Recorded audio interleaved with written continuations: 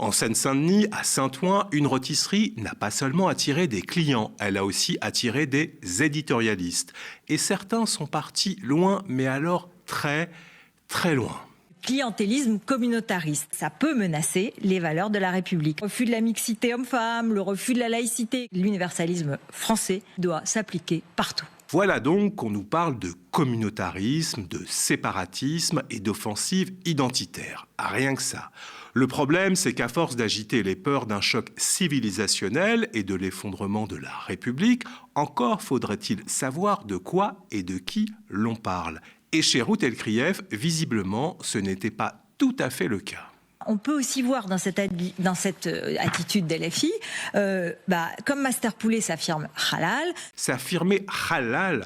Mais de quoi on parle au juste? Pardon, parce que j'ai pas compris. Il y avait d'autres fast-food dans la ville et souvent ils sont aussi halal d'ailleurs, c'est-à-dire pas réservés mais qui peuvent être consommés par des Français musulmans. Ah d'accord, le fameux halal, comme les prescriptions alimentaires imposées par le Hamas à celles et ceux qui ne mangent pas de ralouf.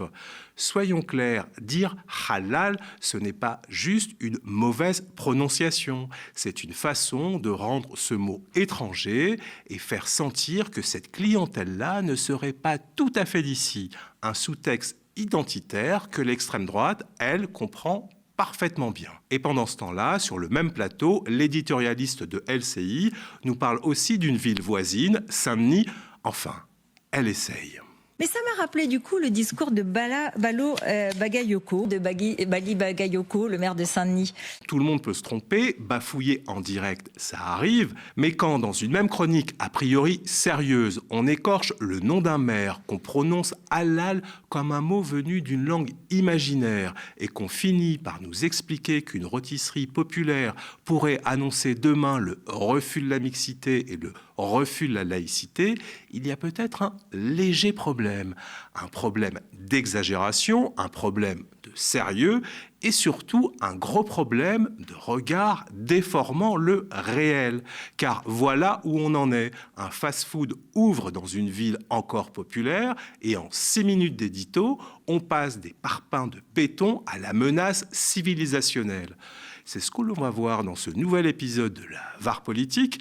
Car vous le savez, au football, la VAR, VAR, c'est l'assistance vidéo à l'arbitrage. Et aux médias, la VAR, c'est la vérification de la parole des politiques. Mais avant ça, ce message du média pour vous rappeler que nous avons besoin de vous pour continuer à vous informer et à construire un paysage audiovisuel plus juste, plus social et plus solidaire. Pour soutenir le média, si vous le pouvez, abonnez-vous ou faites un don défiscalisé. Grâce à vous, le combat peut continuer. Master Poulet, est-ce que vous êtes prêt à en goûter quand même? 6,50 €. D'accord. Donc c'est effectivement le pouvoir d'achat. Est-ce que vous pourriez en mordre un morceau?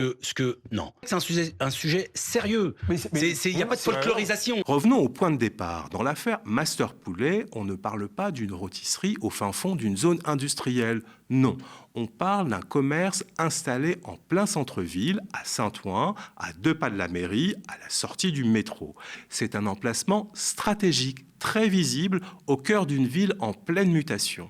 Et c'est en ça que l'affaire Master Poulet est politique, car ce bras de fer ne porte pas seulement sur du poulet rôti à prix cassé. Il porte sur des questions beaucoup plus sensibles. Qu'est-ce qui a encore le droit d'exister au centre-ville ?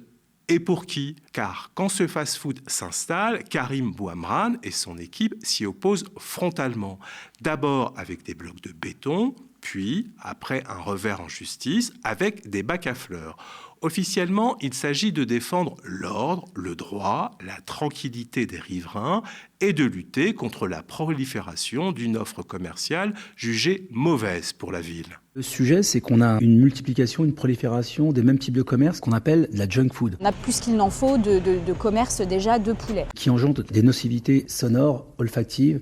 Le fait qu'il y en ait trop, ça pose problème dans la diversité de vos commerces. Et l'objectif, justement, c'est de multiplier la diversité des commerces, du bon, du beau et de la démocratisation de l'excellence. Dit comme ça, cela peut paraître souhaitable. Qui serait contre le bon, le beau et la qualité ? Personne, évidemment. Le problème, on va le voir, c'est que ce vocabulaire est loin d'être inoffensif. Car lorsqu'une conseillère municipale explique qu'on a plus qu'il n'en faut de commerce de poulet, difficile de ne pas entendre comme un écho. Pas une copie conforme, pas la même tonalité identitaire, mais un écho quand même avec ce que disait en 2015 un certain Robert Ménard. Il a donc décidé de prendre dans sa ville des mesures anti-kebab. Je trouve qu'à un moment donné, trop, c'est trop. Le fait qu'il y en ait trop, ça pose problème dans la diversité de vos commerces. Dans le domaine alimentaire, dans le domaine de la restauration, je trouve que trop de kebab, c'est trop. On a plus qu'il n'en faut de commerce déjà de poulet.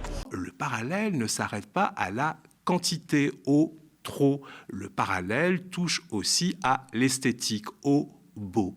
Robert Ménard a également décidé de partir en guerre contre les vendeurs de kebab. Officiellement, au nom de la sauvegarde du centre-ville. Je protège la ville. Regardez si elle est belle, la ville. J'essaye de le rendre le plus beau possible. L'objectif, justement, c'est de multiplier la diversité des commerces, du bon, du beau. Le rendre le plus beau possible. Ménard parlait de la beauté de son centre historique. Bouamran, lui, parle du beau et du bon.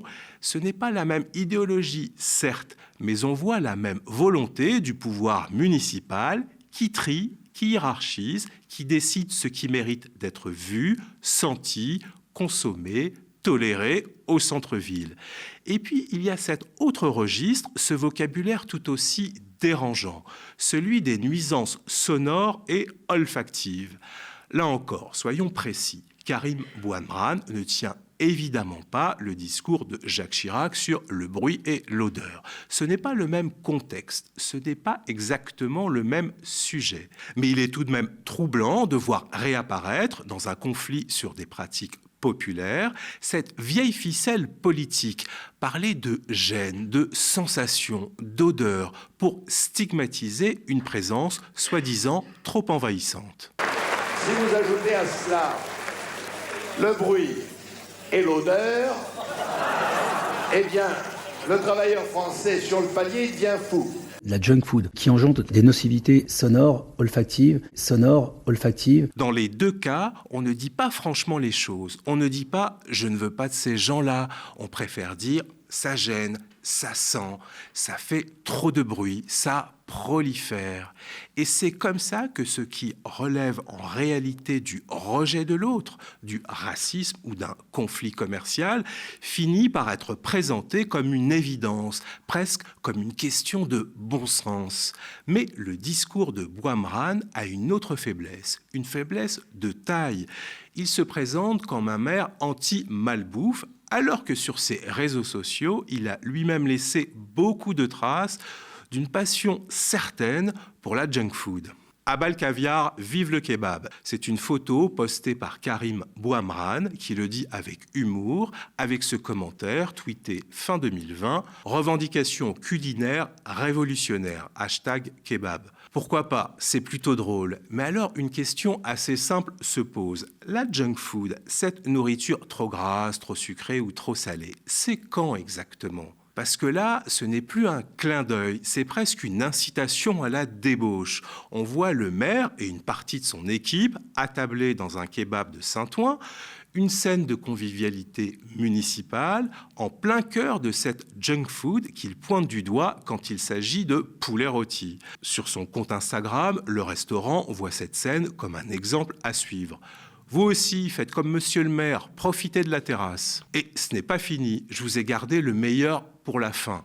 FAIM, bien sûr. Monsieur Hassan, le restaurant mythique du maire, le meilleur kebab de la terre entière. Et on s'était dit quoi un samedi, 2 jours avant les élections? Après la victoire, on va fêter ici. Donc là, tous les groupes photos, on va faire une petite fête ici avec ma spéciale sans ail. Et Hassan, c'est un mec extraordinaire, vraiment un cœur gros comme ça. Et c'est vraiment une fierté de t'avoir à nous, Hassan. Il a toujours envoyé de la force à tout le monde, aux jeunes, aux plus jeunes, à nos parents, à nos enfants. Franchement, merci pour ce que tu fais, Hassan. On est fiers de toi. Merci à vous, à toute la ville. Là, on est carrément dans la promo. Karim Bouamran parle de son restaurant mythique, du meilleur kebab de la ville. Il appelle les Odoniens à venir. Il célèbre le patron. Il vante l'ambiance, l'accueil. Autrement dit, quand le kebab sert son propre récit local et électoral, il devient chaleureux, populaire, fédérateur. Bouamran hisse même le kebab au rang de patrimoine municipal. Mais quand Master Poulet s'installe à un emplacement central, il devient une nuisance, une prolifération, une junk food à contenir. Ce n'est donc pas seulement une question de nourriture, c'est une question de hiérarchie entre des offres alimentaires. Il y a des commerces qu'on juge légitimes et d'autres qu'on disqualifie. Et cette hiérarchie apparaît de façon encore plus flagrante quand Bouamran parle d'accessibilité pour toutes et tous au bon et au beau. Car monsieur le maire ne se contente pas de refuser le poulet rôti à prix cassé. En parallèle, il met en avant un tout autre modèle alimentaire symbolisé par l'inauguration début 2024 d'une grande halle gourmande. On a réussi à mobiliser toutes les bonnes énergies avec une ambition forte, faire en sorte que ce lieu soit unique en termes de qualité de produits, en termes de diversité de produits et surtout d'accessibilité pour toutes et tous. Accessibilité pour toutes et tous. Mais à Saint-Ouen, l'égalité d'accès au bon semble tout de même très relative. Dans cette halle gourmande que la mairie célèbre, les prix affichés racontent une toute autre réalité sociale que la promesse égalitaire mise en avant par le maire. Parmi les prix les plus abordables, j'ai par exemple relevé une crêpe au miel à 3,50 € quand, chez Master Poulet, pour le même prix, on peut manger un repas très simple à base de riz et de poulet. À la communale, beaucoup de plats se situent plutôt entre 12 et 15 €. Autrement dit, on ne s'adresse pas au même portefeuille que chez Master Poulet. Maintenant, écoutez bien ce témoignage. C'est probablement le plus important à retenir dans toute cette affaire. Entre le maire et Master Poulet, Jean Cat a choisi son camp, question de prix. Le riz au poulet, il est à 3,50 €. Avec un blanc de poulet, là, je viens de payer 7 €. J'ai un repas complet. Il n'y a rien de moins cher aujourd'hui et de plus accessible pour nous. Nous sommes des jeunes, on est en alternance, voilà, on n'a pas forcément les moyens. Tout vient d'être dit. Un repas à 3,50 €. 2 repas pour 7 €. Des jeunes en alternance, des budgets serrés, une réalité sociale que Karim Bouamran semble ignorer. Ou au pire, mépriser. C'est cette réalité-là qui disparaît complètement quand on remplace la question du prix par le langage du goût, quand on remplace le faible pouvoir d'achat par le rêve municipal du beau et du bon. Et c'est précisément pour ça que l'affaire Master Poulet n'est pas un simple conflit commercial. C'est un conflit de classe que le maire déguise en bataille de goût. Derrière la lutte contre la malbouffe et la junk food, il y a en réalité un tri des commerces, mais surtout un tri des clientèles. C'est ce que l'on appelle une politique de gentrification, de mise à l'écart, pour ne pas dire d'expulsion. Et vous allez voir que ce n'est pas un accident isolé, car à Saint-Ouen, le maire n'a pas seulement voulu éloigner une enseigne low cost du centre-ville, il a aussi déplacé plus loin ce qui faisait trop de bruit, une aire de jeu pour enfants. Il y avait un grand toboggan, donc il montait vraiment très haut. C'était vraiment une grosse tour. Il était plein de couleurs, il y avait plein de petits jeux aussi tout autour, pour sauter, pour courir. C'était un chouette jeu. Quand vous avez du bruit en continu, en fait, ça vous rend fou. Non, c'est ça le problème. C'est pas le bruit de temps en temps, c'est le bruit qui est continu. Mais il ne s'agit pas seulement d'un conflit de voisinage, c'est un arbitrage politique, un arbitrage sur ce qu'une ville accepte ou n'accepte plus au pied de ces nouveaux immeubles chèrement payés. Car en face, il y a aussi une autre réalité. Des dizaines et des dizaines d'enfants, mais aussi des nourrices, ont pris l'habitude de se retrouver chaque jour autour de ces jeux. C'est Yo-Yo Land, C'est tous les jeunes parents qui n'ont pas pu acheter à Paris, qui sont venus ici. C'est énormément d'enfants, il y a beaucoup d'écoles. Beaucoup d'enfants, beaucoup d'écoles, et donc fort logiquement un besoin d'espace de jeu. Ces jeux pour enfants ne sont pas un luxe, ce sont des équipements de base. Or, que se passe-t-il? Un sondage local est organisé. En juin, 348 personnes participent à un sondage pour ou contre les aires de jeu. La majorité est favorable à leur maintien. Et pourtant, le jeu a été démonté puis déplacé quelques centaines de mètres plus loin en plein soleil. Le coût du déménagement et du réaménagement est tout de même évalué à 300 000 €. Ce qui est frappant dans cette affaire, c'est que la réponse municipale consiste une nouvelle fois à déplacer ce qui gêne. Plus loin, le parallèle saute d'ailleurs aux yeux. Les enfants bruyants, comme les commerces trop populaires, ont fini par poser problème.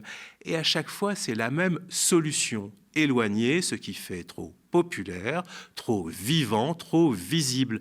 C'est une politique sélective de l'espace public qui est menée. Mais à Saint-Ouen, il n'y a pas que des poulets à éloigner et des jeux à déplacer. Il y a eu aussi un projet encore plus brutal, démolir des logements sociaux pourtant en bon état. D'ici quelques mois, son logement, ainsi que 246 autres, va être détruit et remplacé par une promenade piétonne. C'est celui qui est juste en face, avec les petits galets sur la devanture. Le nôtre est en très bon état et pourtant il est détruit. Un projet lancé par la mairie de Saint-Ouen qui mène une politique de rénovation urbaine avant d'accueillir le village olympique dans moins d'1 an. Pourquoi détruire un immeuble en bon état? La mairie a sa réponse. Ces bâtiments ont été construits il y a 50-60 ans.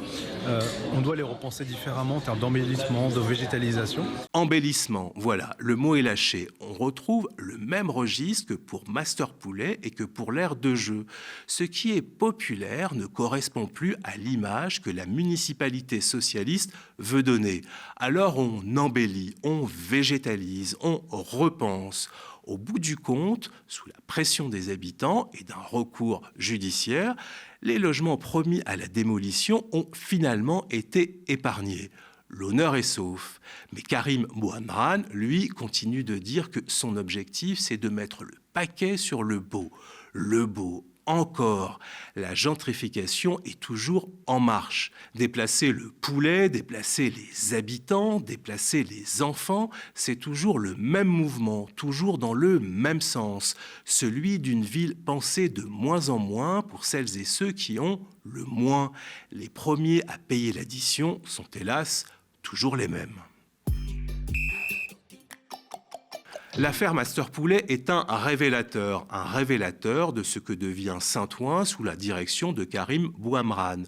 Une ville qui se transforme, qui s'embellit, qui monte en gamme et où on spécule sur un immobilier à la hausse et qui, ce faisant, trie ses habitants.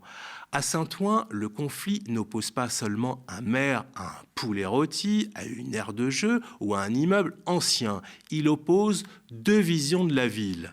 D'un côté, une ville populaire, dense, vivante, parfois bruyante, imparfaite, mais une ville faite pour celles et ceux qui y vivent déjà.